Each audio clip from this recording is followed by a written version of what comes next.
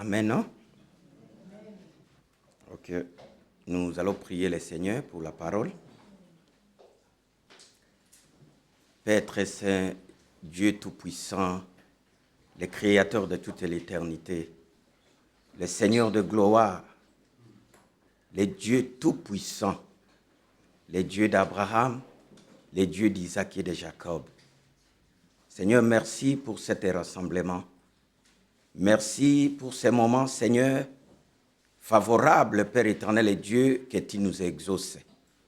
Nous recommandons ces moments entre tes saintes mains, Père et Sœur, Père très saint. C'est là qu'il est écrit, c'est poussé par le Saint-Esprit que des hommes ont parlé de la part de Dieu. Seigneur, accorde-nous un entendement spirituel, afin que, Père de grâce, Dieu Tout-Puissant, tout ce que tu vas nous parler ce matin, Père éternel et Dieu, que ça tombe dans une bonne terre, dans le cœur brisé, Père éternel et Dieu, pour nous fortifier, pour nous donner accord de la foi auprès de toi. Seigneur, je m'oppose contre toute puissance de l'ennemi, toutes les flèches de l'ennemi, Seigneur, toute puissance qui ne confesse pas ton nom dans ces lieux, tout esprit de distraction, esprit d'incrédulité face à ta parole, au nom puissant de Jésus-Christ, que tu sois élevé, Seigneur, du début jusqu'à la fin de ce message, au nom de Jésus, que nous avons ainsi prié. Amen. Ok, que le Seigneur nous bénisse. Lui qui a permis que nous soyons ce matin à sa présence.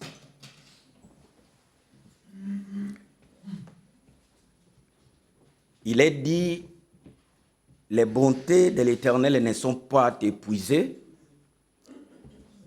ni ses compassions ne sont pas à leur terme. Et il renouvelle ses fidélités à ses bien-aimés chaque matin et chaque jour. Et nous croyons que le Seigneur est avec nous. C'est pourquoi nous lui rendons de multiples actions de grâce et nous lui disons merci pour tout ce qu'il fait pour nous. Je sais qu'il est notre Père, puisque un vrai Père, c'est celui qui prend soin de ses enfants. Et moi, je crois que le Seigneur prend soin de nous chaque jour, chaque matin, chaque minute, chaque heure, il est avec nous. C'est là qu'il nous a assuré que je ne vous abandonnerai point, je serai avec vous jusqu'à la consommation du temps. Nous remercions le Seigneur pour les chantres. Vraiment que le Seigneur les bénisse pour le travail qu'il faut pour le Seigneur. C'est ce que même l'apôtre Paul faisait. Il louait les gens qui travaillaient pour le Seigneur. Puisque pour disposer son temps, pour servir le Seigneur, ce n'est pas facile. C'est pourquoi nous bénissons le Seigneur pour nos sœurs qui viennent de chanter et tous les serviteurs qui travaillent dans ces lieux. Que le Seigneur soit loué. Nous allons directement dans notre message. Nous parlons sur le livre de Luc, chapitre 10, verset 25, sur les bons samaritains. Notre thème, c'est les bons samaritains. Avant que j'arrive dans notre thème, le Seigneur, après avoir envoyé les 12 disciples, dans le verset 1er de Luc 10, il y choisit encore 70 disciples qui lui donna ses instructions et il lui les envoya prêcher la bonne nouvelle. Ils y sont allés et ils lui révèrent auprès du Seigneur. Il lui dit, oui, maître, voici les démons nous ont été soumis. Et ils se réjouissaient, ils avaient une grande joie, puisqu'ils ont chassé les démons, ils ont guéri les malades, ils ont prié pour les aveugles, et les aveugles ont vu. Ils ont fait toutes sortes de miracles. Et ils avaient la joie. Le Seigneur leur dit, c'est bien que les démons vous ont été soumis à cause de mon nom. Mais soyez plutôt ayez plutôt la joie si votre nom est inscrit dans les livres de vie, dans les cieux. Amen. Le Seigneur leur dit, j'ai vu Satan descendre comme un éclair. Satan tomber du ciel comme un éclair. Mais je vous ai donné l'autorité, le pouvoir de marcher sur les serpents, sur les scorpions et sur toute puissance de l'ennemi. Aucune chose ne pourra vous nuire sur la terre. Le Seigneur est tressailli de joie. Il lui dit, je te loue, mon Père, le Seigneur de tout l'univers, puisque tu as caché ces choses aux sages et aux intelligents de la terre, et tu les as révélées aux petits enfants. Mais qui sont les petits enfants? Dans le livre de Matthieu, chapitre 18, verset 3, du 1er au 3e verset, les disciples discutaient, ils voulaient savoir à qui sera le plus grand dans le royaume des cieux. Et le Seigneur appela un petit enfant, il le plaça au milieu de disciples. Il lui dit, si vous ne vous convertissez pas, et si vous ne devenez pas comme cet enfant, vous n'entrerez point dans le royaume des cieux. Le Seigneur dit, c'est lui qui donnera un verre d'eau à ce petit enfant. Il ne fera pas, il n'a pas fait pour lui, mais il l'a fait pour moi. Et c'est lui qui recevra ce petit enfant. Il ne l'a pas reçu, mais il m'a reçu. Et c'est lui qui m'a reçu, il a reçu aussi mon Père. C'est-à-dire, pour bien comprendre, le petit enfant, c'est celui qui s'est converti au Seigneur. Et le Seigneur, ce jour-là, il s'adressait à ses disciples. La raison pour laquelle ses disciples, ce sont ces gens-là qui ont abandonné leurs travaux, qui ont laissé tout ce qu'ils lui devaient faire et ils ont suivi le Seigneur. Un disciple, c'est celui qui s'est converti au Seigneur. C'est celui qui marche derrière les traces du Seigneur.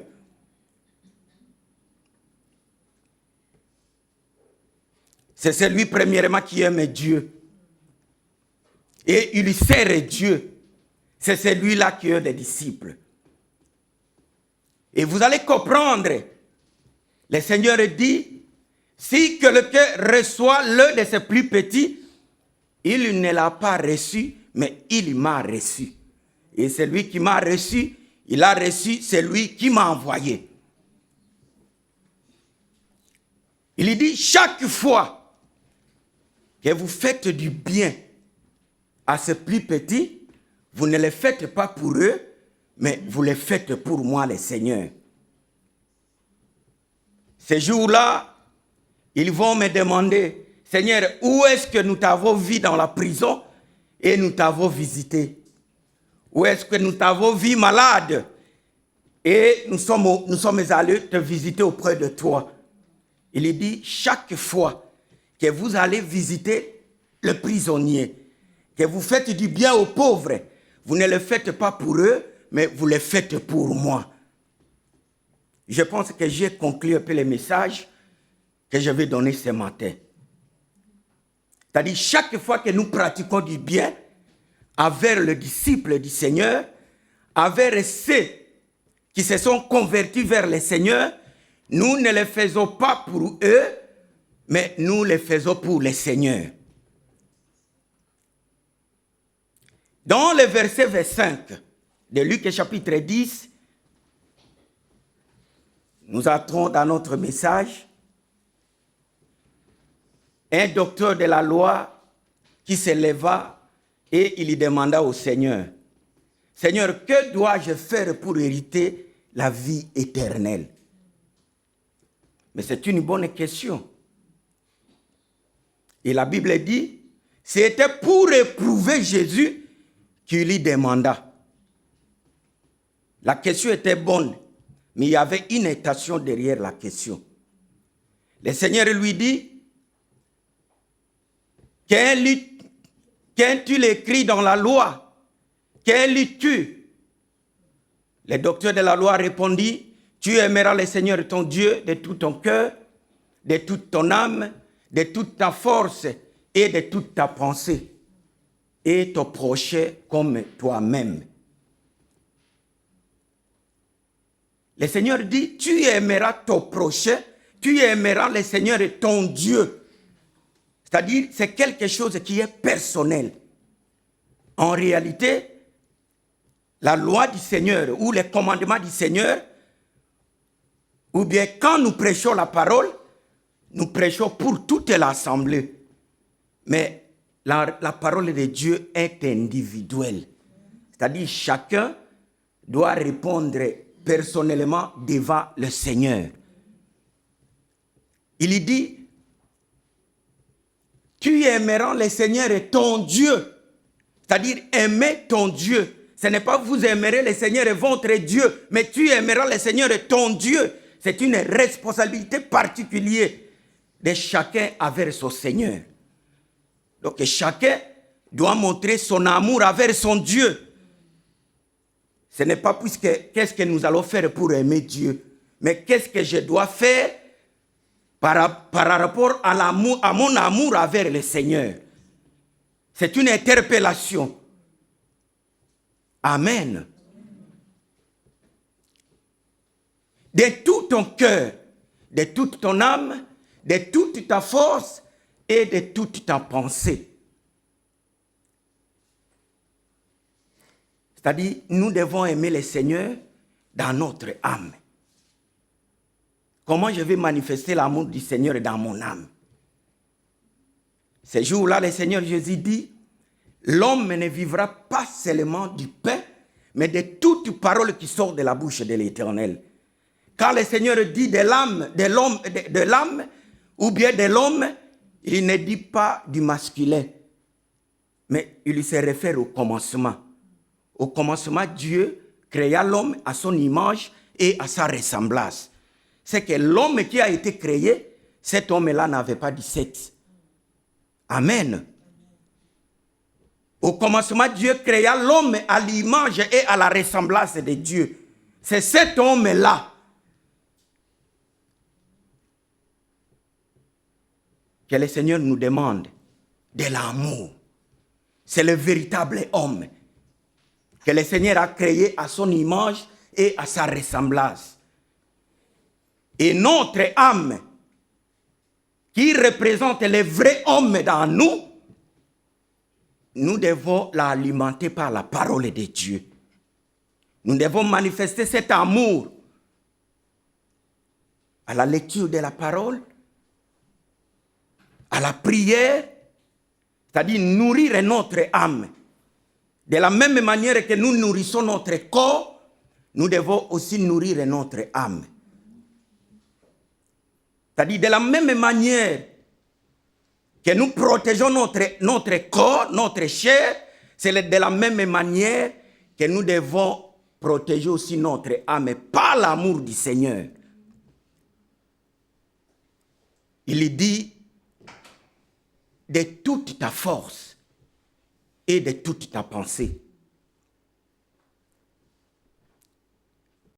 Si le Seigneur me donne la force, je dois aussi manifester l'amour de Dieu. À servir le Seigneur, à évangéliser, à aller jusqu'à ceux qui n'ont pas encore écouté l'évangile, à ceux qui n'ont pas encore connu le Seigneur, à leur évangéliser, à leur prêcher la bonne nouvelle. C'est-à-dire, je dois concentrer aussi ma force. Ce n'est pas seulement pour le travail, pour avoir de l'argent, mais je dois aussi faire montrer ma force en montrant l'amour du Seigneur, à servir le Seigneur, même dans notre église. Amen.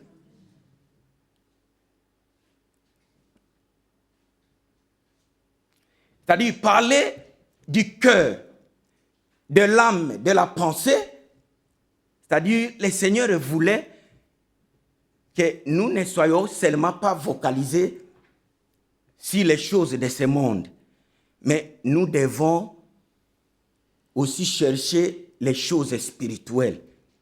C'est-à-dire faire la lecture de la parole, prendre un temps de lire la Bible, d'écouter les enseignements, de chanter les cantiques de Dieu qui donnent gloire au Seigneur.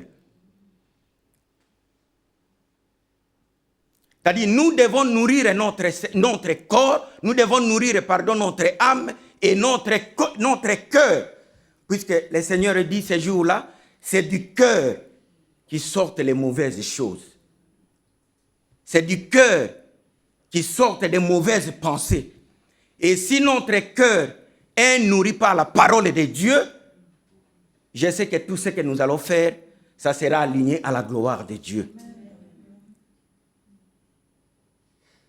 Si nous nourrissons notre cœur ou notre âme avec la prédication, avec la parole de Dieu, avec des cantiques, vous allez remarquer que vous serez aligné à la volonté du royaume de Dieu.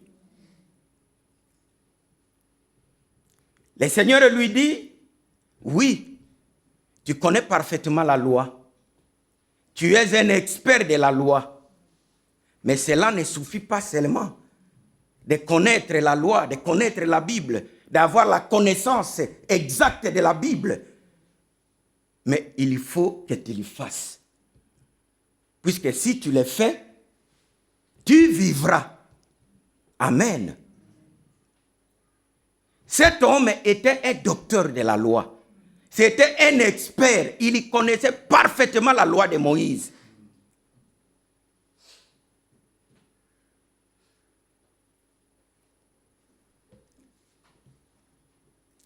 Et le Seigneur dit, ça ne suffit pas seulement de connaître la loi, d'avoir cette connaissance, être docteur dans la connaissance de la Bible ou de la loi de Moïse. Mais il faut le faire. C'est-à-dire, dans la loi, pour vivre selon la loi, Israël devait pratiquer cette loi. Mais pour nous, au temps de la grâce, l'apôtre Paul dit, ce que j'écoute, je l'applique dans mon corps. C'est-à-dire, nous devons appliquer ce que nous connaissons par rapport à Dieu. La connaissance que nous avons dans la Bible, nous l'appliquerons dans notre corps.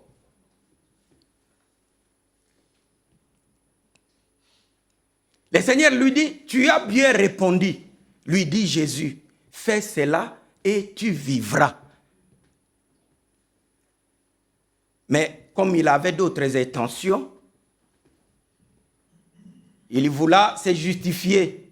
Dit à Jésus, qui est mon prochain? Puisqu'il avait d'autres intentions. Il avait une bonne question, une bonne demande, puisque là, ça concernait la mission de Jésus-Christ sur la terre. Puisque selon Jean chapitre 3, verset 16, Dieu entend aimer le monde, qu'il a donné son Fils unique, en fait que quiconque croit à lui ne périsse point, mais qu'il ait la vie éternelle. C'est que la vie éternelle qu'il lui demandait, c'était l'ambition de Jésus-Christ sur la terre. Mais il lui l'a demandé avec une mauvaise intention. Vous savez, le péché, ce n'est pas seulement l'impudicité. Ce n'est pas seulement le vol. Ce n'est pas seulement être un meurtrier, tuer. Mais les intentions du cœur, c'est aussi un grand péché. Amen.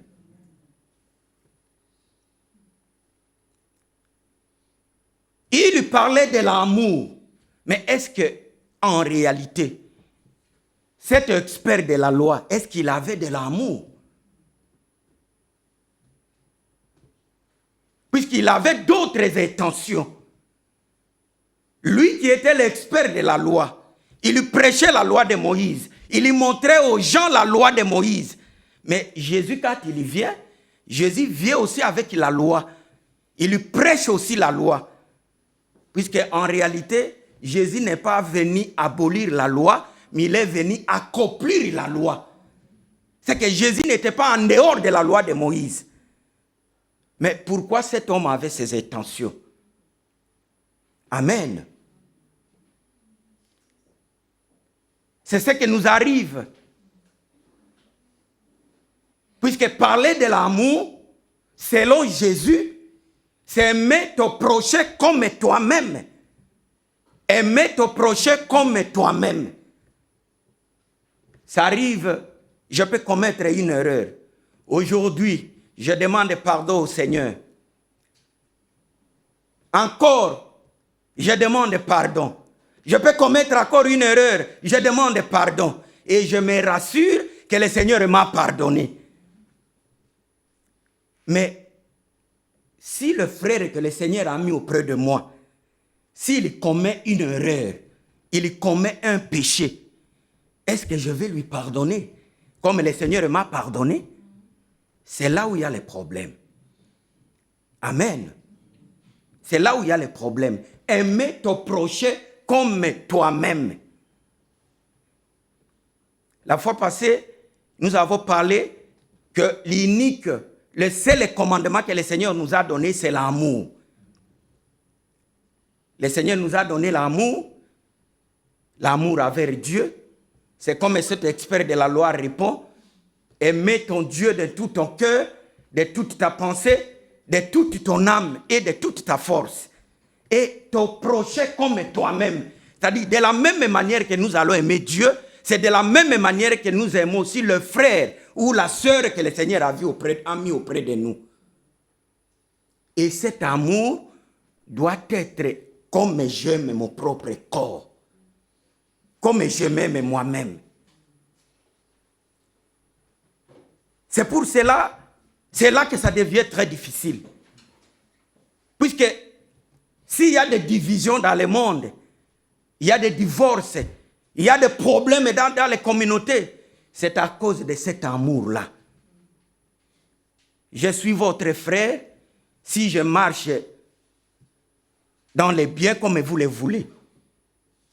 Je suis ton partenaire, ou je suis ton époux, ou ton épouse, quand je fais ce qui te plaît, ce qui est bien auprès de toi. Les jours que je vais commettre une erreur, je ne suis plus ton frère. Amen. C'est là que ça devient très difficile. Aimer ton prochain comme toi-même. Le Seigneur dit, quand le Saint-Esprit, le consolateur viendra, il vous rappellera ce que je vous ai dit.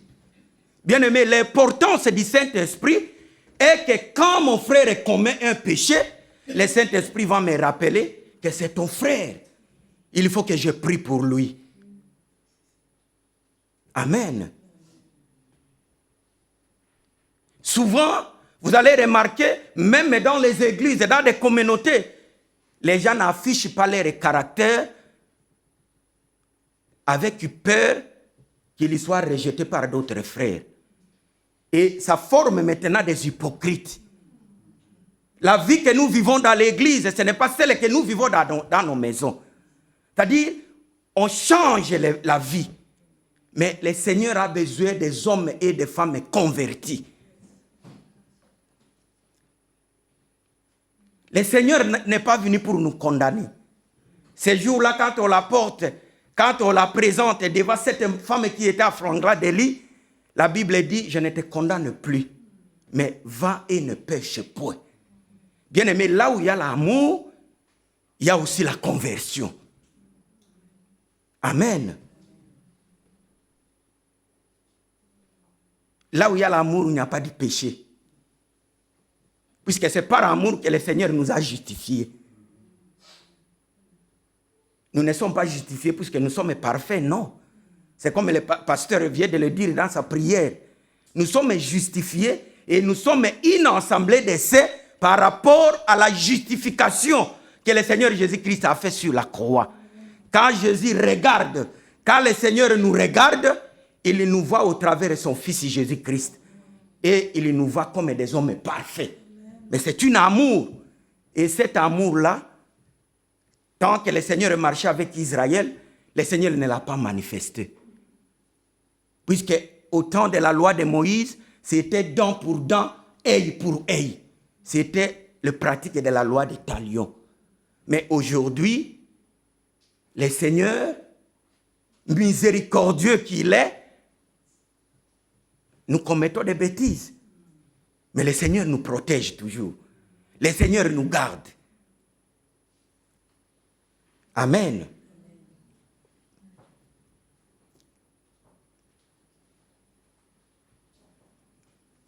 Souvent, il y a des intentions, bien-aimés, qui nous arrivent que si on ne les contrôle pas, ça nous éloigne de la présence du Seigneur. C'est à cause des intentions que la société se divise, que les églises se divisent, que même dans la politique, même dans le travail, dans la société, il y a des gens qui sont appelés des disciples de Jésus. Mais leurs intentions, souvent même dans des églises, il y a des gens même qui ne sont pas contents quand un frère passe ici, il prêche mal. Donc là, il est content. Mais si un frère prêche, il prêche bien, là, il n'est pas vraiment content. Quelle intention qui pousse ce frère à faire cela? Puisqu'il veut se voir. Il veut être lui-même loué. Il veut être loué, même dans le travail, même dans la politique. Il y a d'autres gens, d'autres partis politiques qui ne veulent pas que ceux qui sont au pouvoir, qu'ils marchent bien, qu'ils travaillent bien, qu'ils exécutent la vision du peuple. Ils veulent que ceux qui sont même dans le pouvoir échouent pour qu'ils soient contents afin qu'on les révolte dans la foi, dans l'avenir. Mais ce n'est pas de bonnes intentions. Combien de fois, beaucoup de gens ont subi des problèmes, même dans le travail. Mais tu es un chrétien. Jean-Baptiste, après avoir baptisé Jésus, le lendemain, il y a des gens, les mêmes gens qui ont les mêmes intentions, ils arrivent auprès de Jean-Baptiste, on lui dit, Jean, regarde celui que tu as baptisé hier, il baptise aussi là-bas. Et tout le monde va chez lui. Jean leur dit, est-ce que je ne vous ai pas dit que celui qui vient après moi, il est plus grand que moi? Et personne ne peut recevoir que tout ce qui lui a été donné du ciel. Amen. C'est-à-dire, un enfant de Dieu ou bien un bon disciple, c'est celui qui espère au Seigneur. Qu'il y soit méprisé. Qu'on le chasse du travail, mais il lui met toute sa confiance à Dieu. La théologie de Martin Luther dit, Dieu c'est qui? C'est celui à qui on donne confiance. C'est-à-dire, si je donne confiance à Dieu, je dois espérer toute ma vie et tout mon parcours toujours au Seigneur.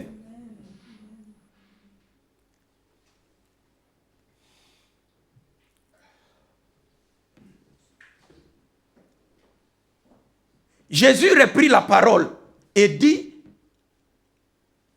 puisqu'il lui répliquait, que qui est mon prochain? Et Jésus reprit la parole et dit, un homme descendait de Jérusalem à Jéricho. Il y tomba au milieu des brigands qui les dépouillèrent, les chargèrent des coups et s'en allèrent, les laissa à demi-mort. Un sacrificateur qui par hasard descendait par le même chemin, ayant vu cet homme, passa outre.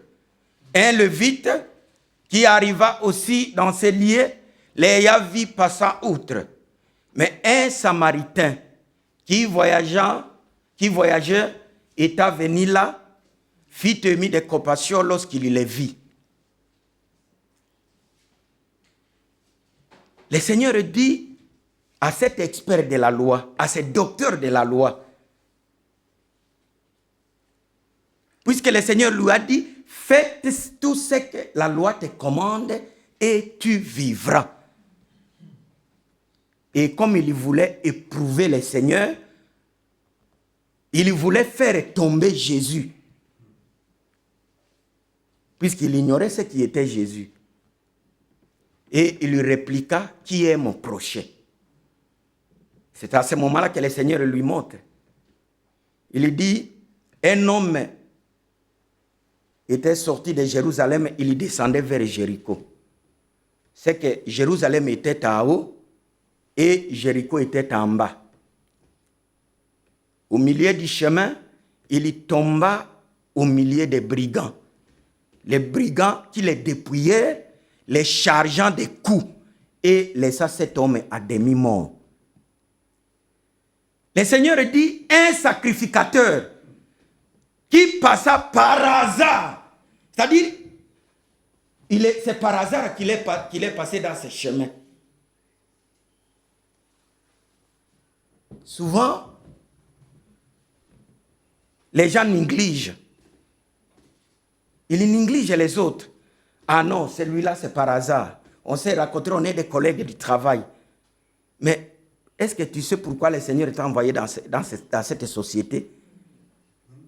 Le Seigneur t'a envoyé peut-être pour gagner cet homme-là. Mais souvent, nous portons nos attentions qu'à nos frères et sœurs qui communent avec nous. C'est peut-être que tu t'es retrouvé dans ces lieux-là pour que tu gagnes cet homme-là. Amen. La Bible dit un sacrificateur. Un sacrificateur, c'est celui qui travaille dans les temples. Aujourd'hui, c'est comme un pasteur. C'est comme un serviteur de Dieu. Mais il vit cet homme qui était à demi-mort. Il y passa outre. Un lévite aussi, qui passait dans le même chemin. Quand il regardait, quand il vit cet homme, il y passa aussi outre. Mais qu'est-ce que vous faites? Amen.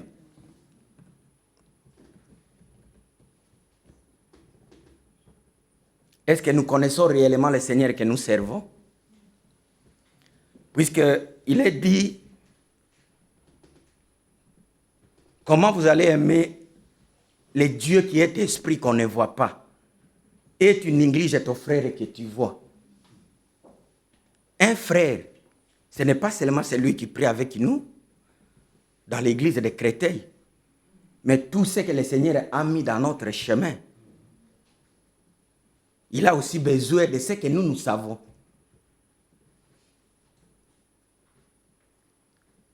Et la Bible dit, un Samaritain, selon les Juifs, un Samaritain, c'est celui qui a un démon. Vous allez remarquer, si vous lisez bien même dans le livre de Luc, vous allez remarquer qu'on taxait même Jésus-Christ d'un Samaritain. Nous ne disons pas que tu es un Samaritain, que tu as un démon. C'est ce que nous taxons les gens. Les gens que nous ne connaissons même pas. Ah, cet homme-là, il ne connaît pas les seigneurs. Ah non, cette église-là, ils ne savent rien. C'est souvent ce que nous disons. Mais le Seigneur dit, un Samaritain qui passa dans le même chemin, il vit cet homme et il lui fit tenir des compassions.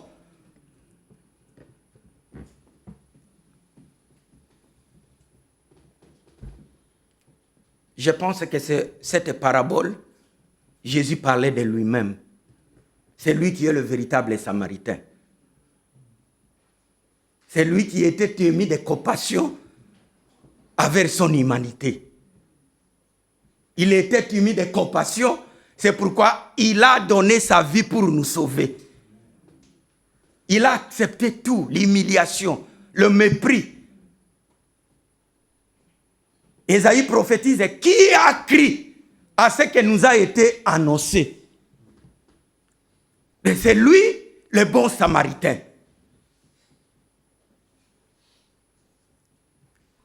C'est-à-dire, la plupart des gens que nous négligeons, ils ne sont pas des chrétiens, ce sont eux d'ailleurs qui pratique l'amour de Dieu. Amen. Puisque ces sacrificateurs, ces lévites, ce sont des gens, ce sont des chrétiens qui prient chaque jour, qui annoncent l'évangile, qui lisent la Bible, qui disent qu'ils sont des disciples et des enfants de Dieu. Mais il n'avait pas la compassion à cet homme. Mais c'est seulement ces voyous-là que nous croyons être voyous. C'est celui maintenant qui était émis de la compassion de cet homme.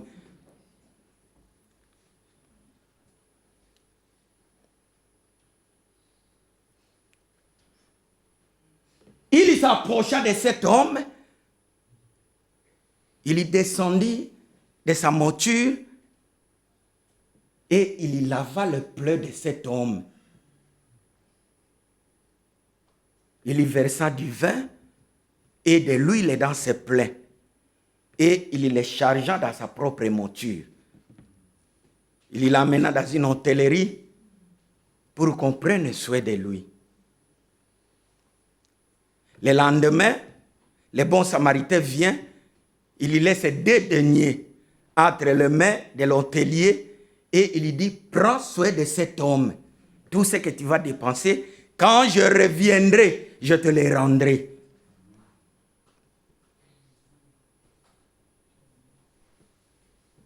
C'est la mission de Jésus-Christ sur la terre. Puisqu'en réalité, l'homme qui descendait de Jérusalem vers Jéricho, c'était Adam. C'est-à-dire, quand je dis dans Adam, je vois toute l'humanité dans Adam. Quand Adam descendait, il s'est rencontré avec les brigands, avec les diables, qui les chargea des coups, qui les dépouillait. Tout ce qu'il avait, il était devenu un demi-bon, un misérable. Mais quand Jésus vient, Jésus prend cet homme, il l'amène à l'hôtellerie. L'hôtellerie, on peut dire que c'est l'église. Là où le Seigneur a amené, c'est lui qui était bâti pour qu'il y soit conforté. Amen. C'est-à-dire, chaque fois qu'on nous exhorte, qu'on nous prêche la parole, on est en train de nous entretenir. On est en train de bander nos plaies. Puisqu'en réalité, le péché a amené l'homme à la demi-mort. C'est au travers du péché que l'homme a connu la mort. Et le Seigneur, par sa miséricorde, par sa compassion, il nous a amenés qu'on prenne soin de nous jusqu'à ce qu'il viendra. Mais qu'est-ce que je vais tirer comme message dans cette parabole? Le livre de Jean, chapitre 15. Jean, chapitre 15.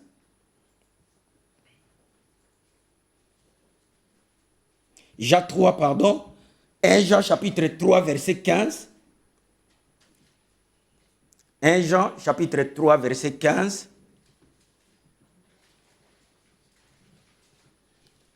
C'est 1 Jean. 1 Jean 3, 15.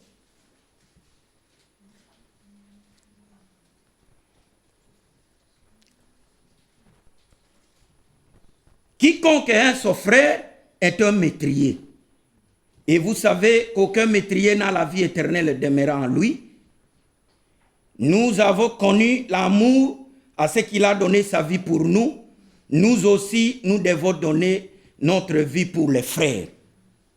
C'est-à-dire, la vraie amour, c'est donner ma vie pour mon frère. De la même manière que le Seigneur Jésus a donné sa vie pour moi, moi aussi, je dois donner ma vie pour les frères et pour ma sœur. C'est ça la vraie amour.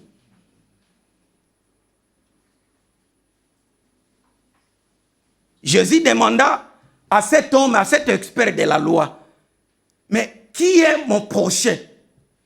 Et Jésus, après avoir donné la parabole, il lui demanda à cet expert, parmi les trois, qui est le prochain de cet homme qui était à demi-mort?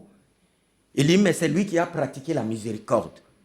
C'est-à-dire, chaque fois que nous pratiquons la miséricorde avec ce que le Seigneur a mis dans notre route, nous pratiquons l'amour de Dieu. C'est pourquoi il est dit, faites du bien à tout le monde, à tous, mais surtout à vos frères et sœurs qui sont à Christ et Jésus.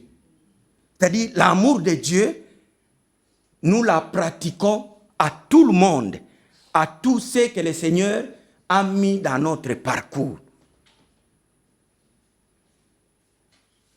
Ce n'est pas seulement ceux qui prient avec nous, mais tous ceux-là que je vois dans le besoin, que je vois dans le problème, je suis obligé, en tant que disciple du Seigneur, de manifester la compassion.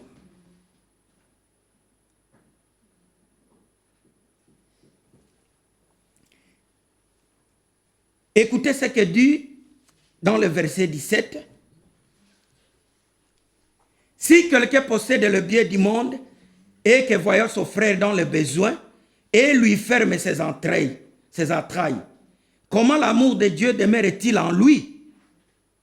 Petits enfants, n'aimons pas à parole et avec la langue, mais en action et avec vérité. C'est-à-dire, en tant que disciples du Seigneur, nous ne devons pas seulement aimer, je t'aime ma soeur, je t'aime mon frère, mais nous devons les manifester avec des actions.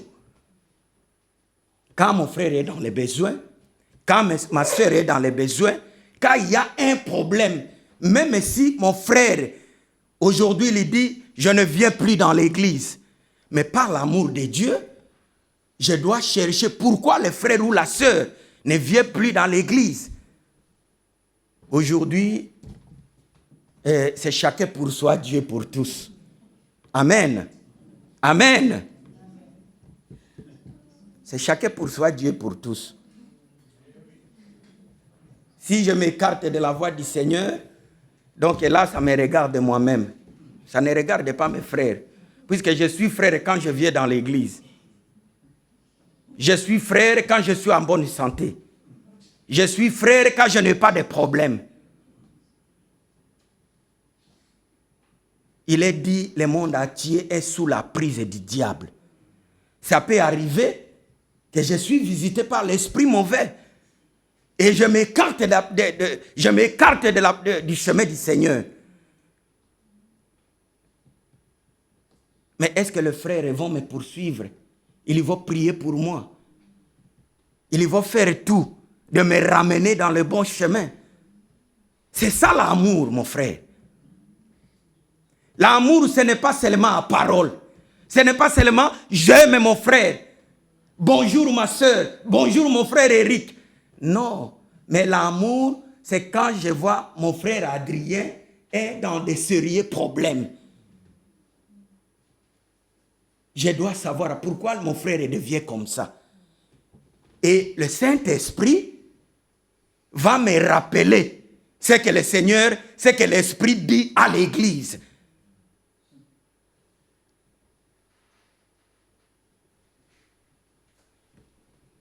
Ce n'est pas seulement d'un côté.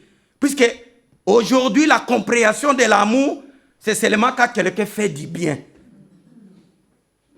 C'est-à-dire, tu es dans un côté.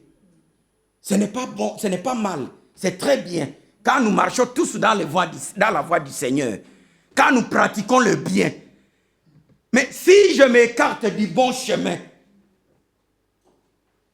est-ce que le Saint-Esprit va vous rappeler de prier pour moi, de me ramener dans le bon chemin? Au lieu qu'on vous rappelle, au lieu que le Saint-Esprit vous rappelle, il y a, je ne sais pas si c'est le Saint-Esprit ou c'est quel esprit qui va nous amener maintenant. Il y a deux. Ah, vous n'avez pas vu, ces frères, vous n'avez pas vu pasteur. Ah, mais pasteur, ce qu'il fait, ça devient la calomnie. est-ce que cette calomnie, c'est le Saint-Esprit ou bien c'est quel esprit qui vous anime? Est-ce que c'est l'esprit d'amour? Puisque l'esprit d'amour, c'est mettre toujours en contact avec l'esprit de Dieu. Et l'esprit de Dieu va vous pousser à prier pour la sœur, à prier pour votre pasteur, à prier pour votre frère. Quand l'esprit, le consolateur viendra, il vous rappellera tout ce que je vous ai dit. C'est-à-dire, quand on marche avec le Saint-Esprit, même s'il y a un mal qui arrive, c'est le Saint-Esprit qui nous rappelle que ne fais pas cela, tu es enfant de Dieu.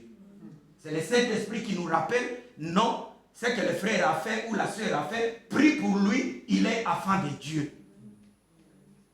Amen. Amen.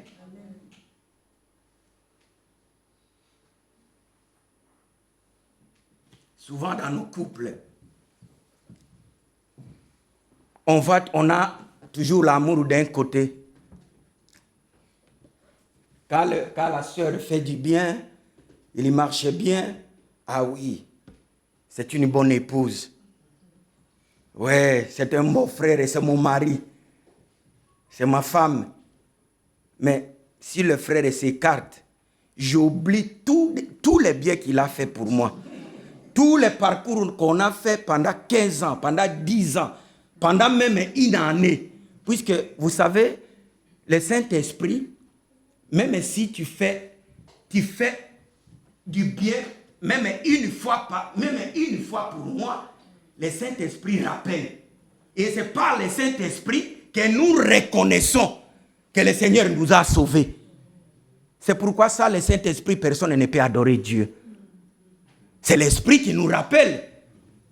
Puisque sans l'Esprit, comment tu vas te rappeler le bienfait que le Seigneur fait pour vous? C'est l'Esprit qui nous rappelle, qu'il nous protège. Que si nous nous sommes réveillés ce matin, c'est par sa grâce.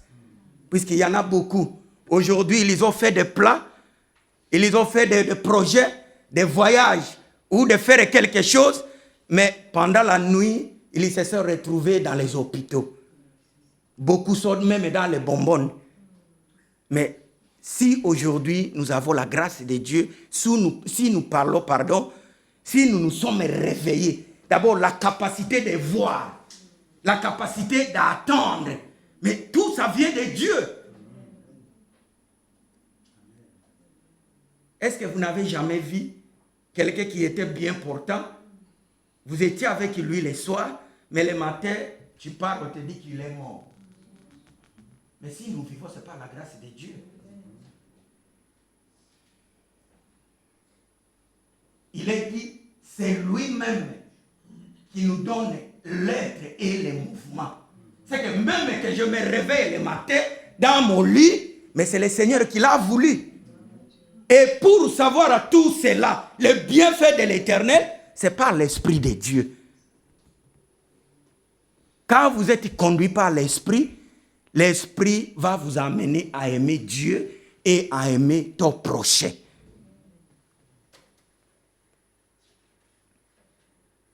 Petits enfants, n'aimons pas à parole et avec la langue, mais avec action et avec vérité.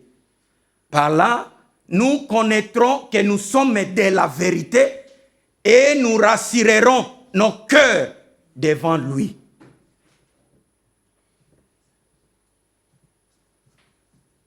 Il y a un esprit qui atteste à nous que nous sommes enfants de Dieu.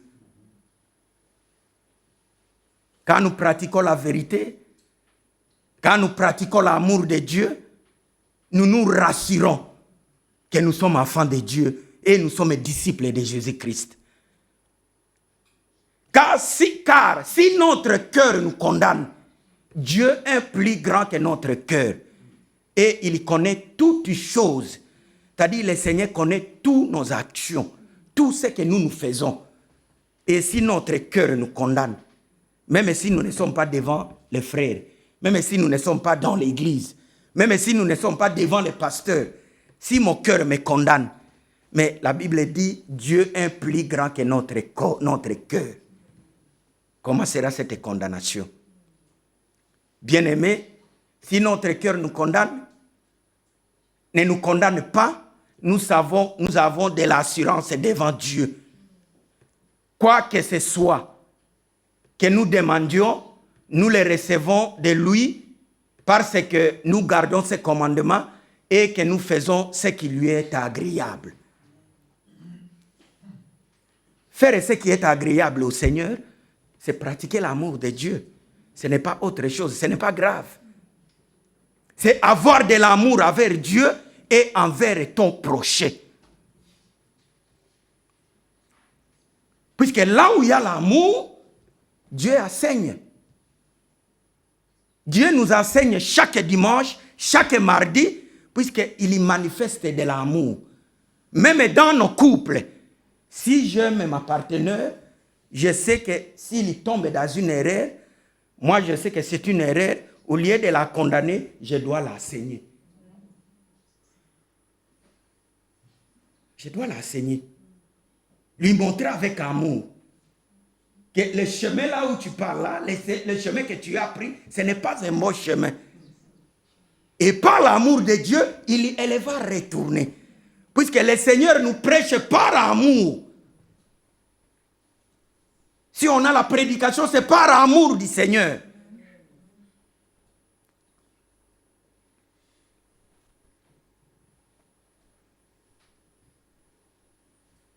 Et c'est ainsi son commandement que nous croyons au nom de son Fils Jésus-Christ et que nous nous aimions les uns les autres, selon les commandements qu'il nous a donnés.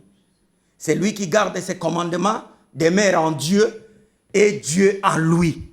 Et nous connaissons qu'il demeure en nous par l'esprit qu'il nous a donné. C'est-à-dire c'est lui qui garde les commandements, l'amour. Il doit être assuré que Dieu demeure en lui et lui demeure aussi en Dieu. De la même manière que j'ai gardé les commandements de mon Père, c'est de la même manière, et je demeurerai dans son amour, c'est de la même manière que je vous demande de garder mon commandement afin que votre joie soit parfaite.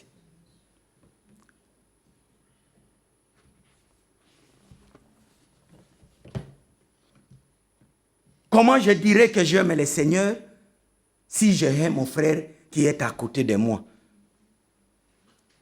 Et l'amour ne soupçonne pas de mal. Là où il y a l'amour, il n'y a pas de calomnie. Là où il y a l'amour, il y a la sincérité, il y a la vérité et il y a même la lumière, il y a la clarté. Le frère ou mon partenaire ou mon frère et mon collègue, il ne peut pas poser de questions puisqu'il voit un amour qui est sincère. Que le Seigneur nous bénisse.